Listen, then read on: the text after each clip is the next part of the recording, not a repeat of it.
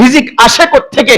আল্লাহ রাব্বুল আলামিন পবিত্র কোরআনে কারীমের সূরাতুত তাহার 132 নম্বর আয়াতে কারিমায় আল্লাহ তাআলা আমাদেরকে স্পষ্ট বার্তা দিচ্ছেন। কোরআনে কারীম আমাদেরকে বলেন, নাহনু নারযুকুক।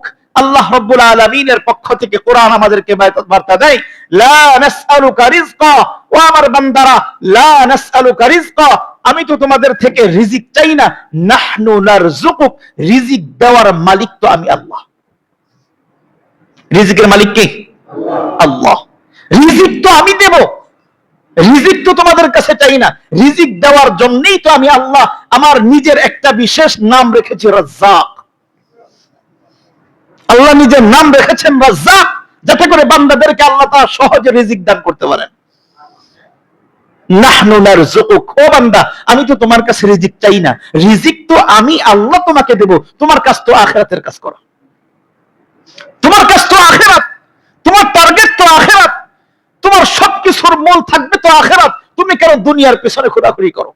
দুনিয়া খুঁড়ে তো কেঁচু, কে খুঁড়ে? কেঁচু খুঁড়ে, কেঁচু কেঁচু তার খাবারের জন্য দুনিয়ার ভিতরে ঘুরতে থাকে। দেখেন নাই, জমিন খুঁড়তে খুঁড়তে একেবারে নিচে চলে যায়, কেন? তার খাবারের প্রয়োজন। এটা কেঁচুর কাজ, এটা শূকরের কাজ। শূকরের কাজ, শূকর দেখছেন? শূকর সে কিভাবে খাবার খায়? সে দেখবেন মাটি খুঁড়ে, মাটি খুঁড়ে মাটির নিচ থেকে তার খাবার উৎসবের করে আসে।